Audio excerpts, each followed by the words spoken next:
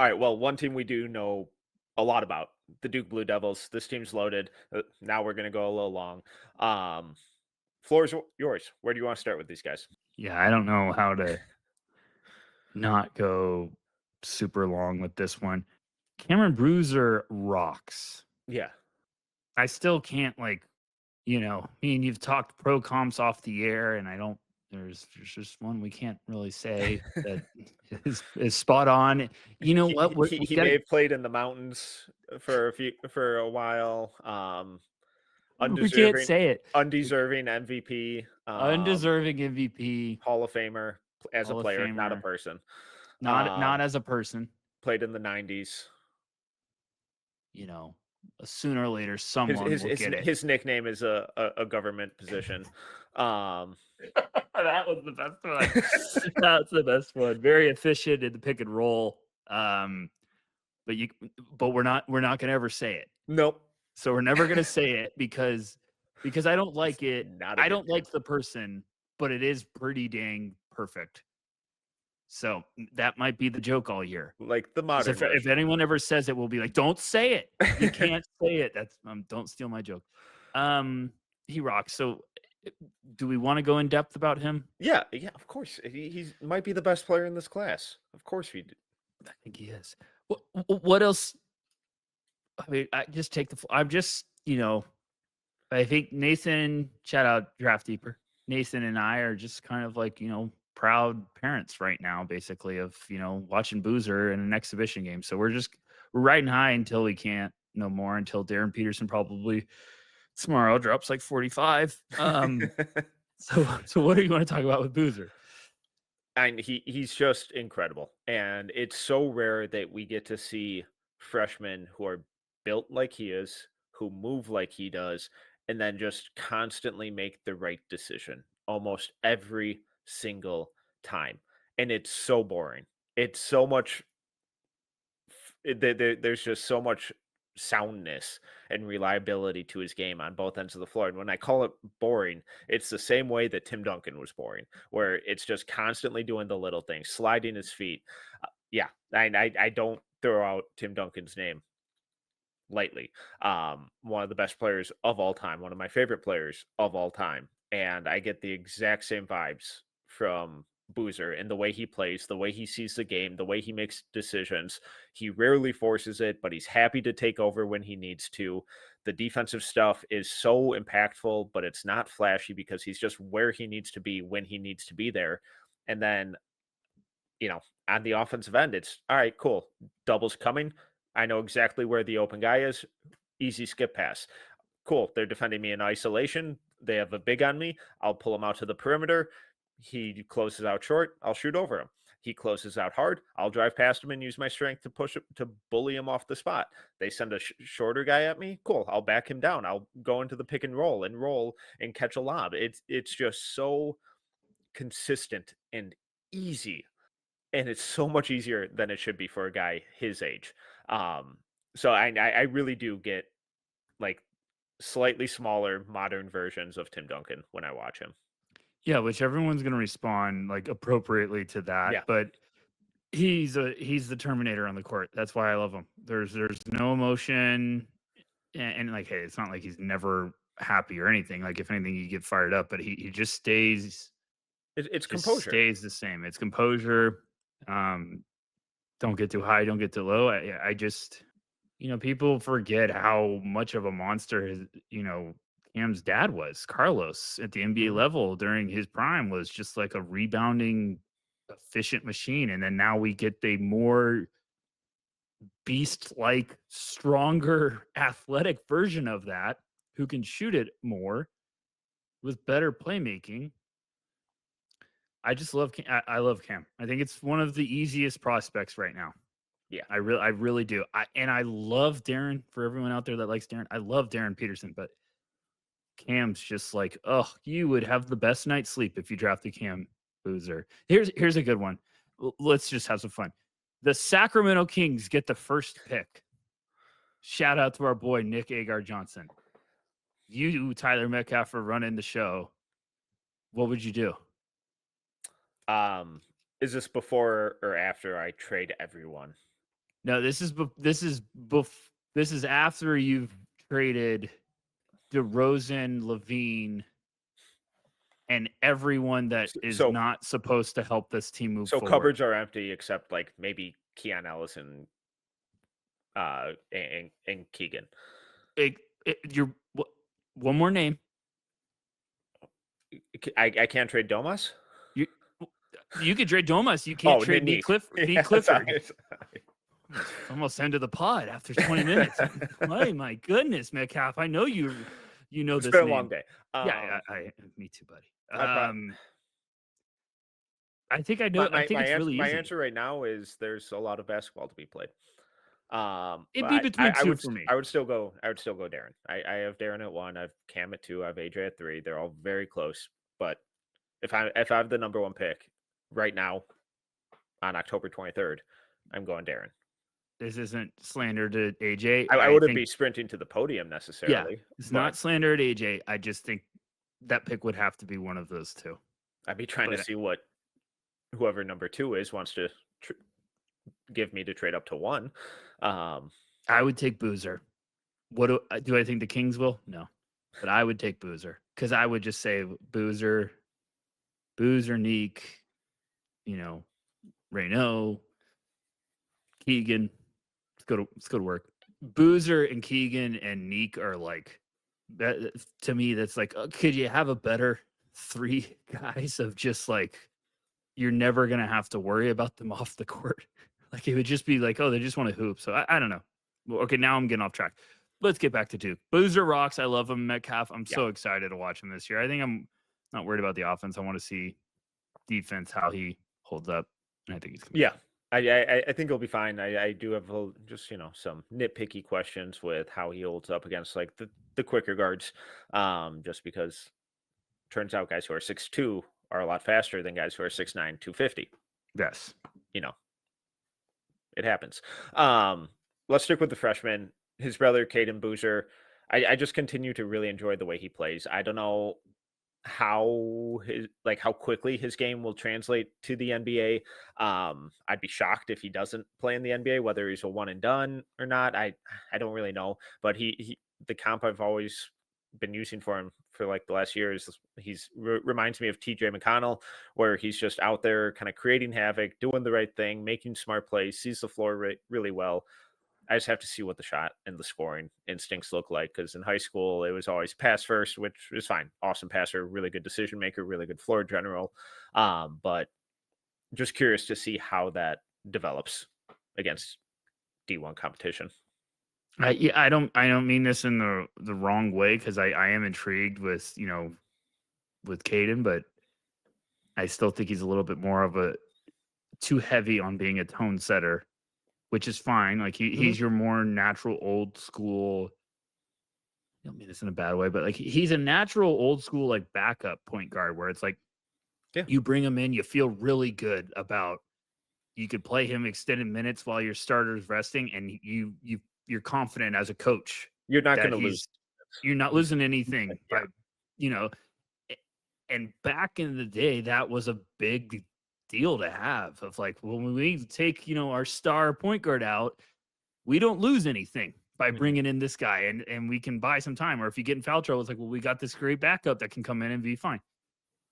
And I think if he showcases more offensive aggressiveness this year, and I can see a little bit more of what it's going to look like, then I could probably start to be more excited about him as a one and done. But I still just think like he's going to be really important for Duke this year. I think he's going to get some buzz from people early in the year about his draft stock, and maybe he is a one and done because Duke's looking good, and he's playing.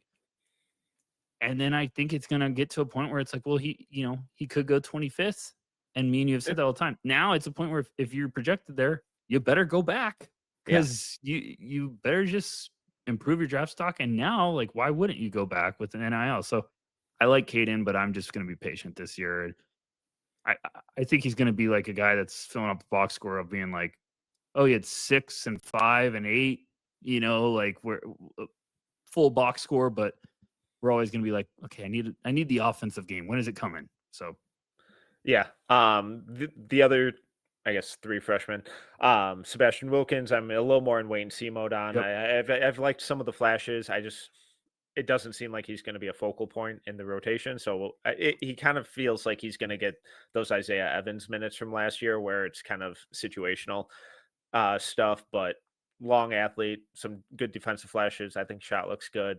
I would guess he's probably a little more long term. Nicholas Semenya, really enjoyed the way he's been playing, especially in that scrimmage. Loved him at Hoop Summit. FIBA, not so much, but that their last scrimmage against UCF just looked really sound. Makes winning plays, does the little things. I'm not worried about the shot. He's just one of these guys where on nights when the shot's not falling, he's still finding ways to impact winning and doing the right thing. I'm no expectations for Jimenez this year. And is it Kamenya or Jimenez? I feel like someone, Kamenia, there's no K.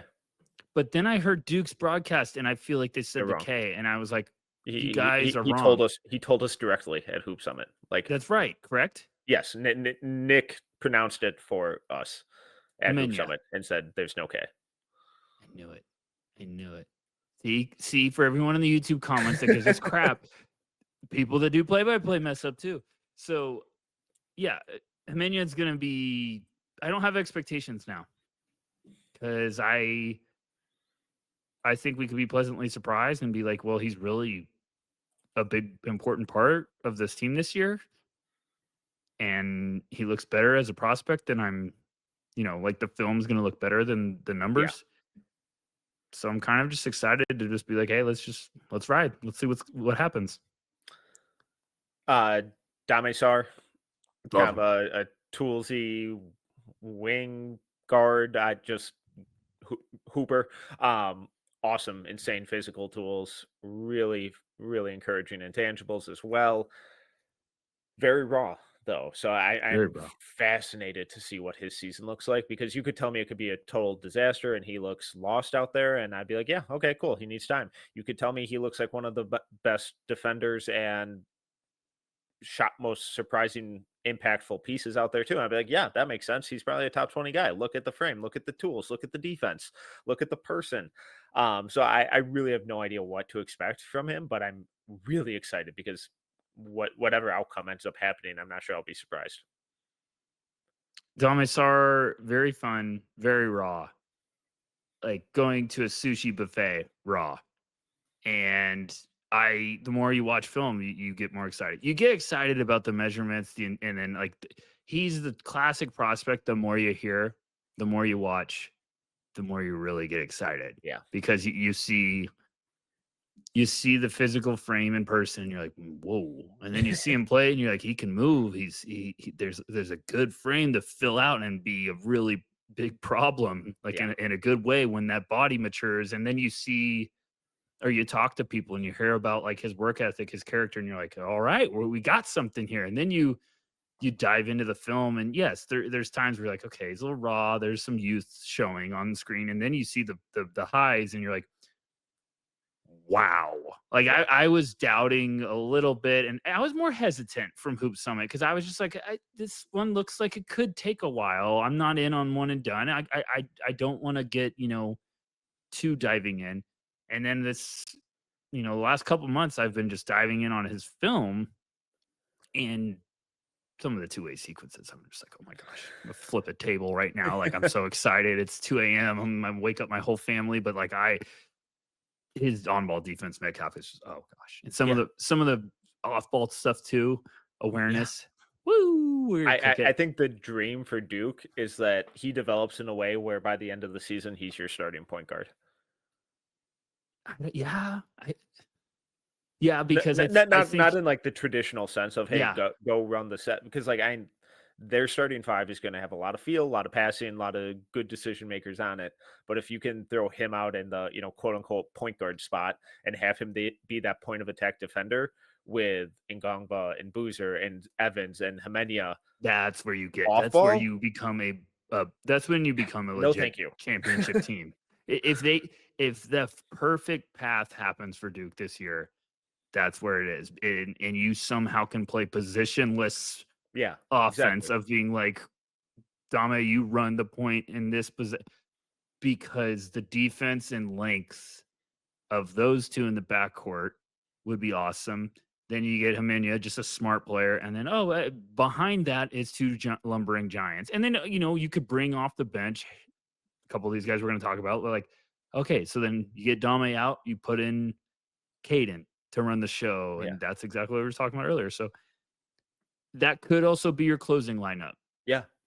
So it's a fun thing. But with Dame, I hope he's he's going to be a maniac defensively. There's going to be some games where if you're a film grinder, you're going to watch him against some Duke, ACC competition. You're going to be like, what the heck is this? And it's just because he looks so good on that side. At times you're like, oh my goodness. So I'm excited.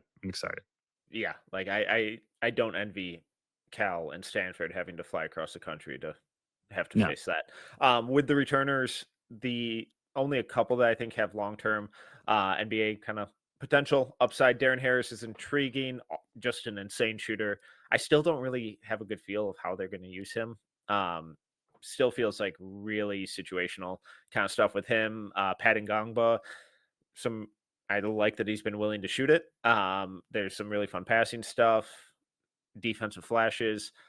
I think just conditioning needs to get better. So it'll be, what does he look like in a couple months? But Isaiah Evans is a top 10 player. I'll just slide that in right there. I love him. I'm head over heels. I know he doesn't pass, but he did in that scrimmage, and it was a sexy one. It looked good. He quadrupled his assist rate from last year just off that one pass. Insane shooter, but the nuance and the growth and composure that we're already seeing in his off-ball creation by not immediately throwing up a shot the second the ball touches his hands, massive growth. Yeah, I need to figure. I'm going to start doing with pro comps. Maybe we need to do a pro comp thing where you have to go by generation or by era. So it's like, well, you got to give me an 80s, a 90s. That's my thing. I'm going to do that. That's going to be fun. Then that'd be cool. It's like, hey, here's a pro comp from each decade. Yeah, as long as you do it right. Well, everyone knows that I won't, but I'm gonna be like, oh yeah, you remember the 80s? How could you tell me? You're 18 years old. How could you tell me what the 80s were like? I don't know either.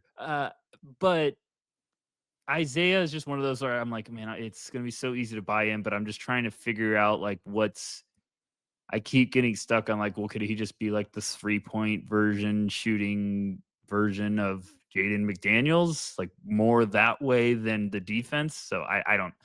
I get Malik Beasley, Duncan Robinson type of vibes with him, the way he moves off ball, and if a couple of the passing flashes that we've seen, yes, preseason scrimmages, blah blah blah. I just want to dream bigger. It's already more passing than he did all last year, so I have to use it. Just want to dream then I think bigger. there's some really fun, like attacking closeouts, run him off screens, DHO stuff that you can run with him long term. Both those guys are making a ton of I know, but Malik Beasley should have been making a ton of money. They Duncan both Robinson got paid. made a ton of money. They both got paid, and then it was immediately like, did we pay him too much? Whatever I start the year off with, like, well, I'm comparing him to Duncan Robinson. No, I'm sorry for the drive-by, Duncan. I feel like I'm just like, can I get a little bit more excited? But he also like is going to play defense. Sorry, Duncan. Okay. Anyways, I like Darren. Yeah, I like. Well, you're just defending your Michigan people, so calm down. Guy couldn't make a team. Guy went to the G League because literally everyone's like he could play offense. Yeah, and then got $100 million. So what's up? Yeah, because he went to the right team. But okay. I like Darren Harris a lot. I completely agree. I think they're gonna let him come off the bench and be like, "Can you just shoot?" And he's gonna be like, "With pleasure." What else would I do? Yeah, and then obviously, Pat I like a ton, but I just want to see him. Be healthy this year. And just for the record, I don't have Isaiah Evans top 10 yet. Yeah, but it's close. But it's trending that way.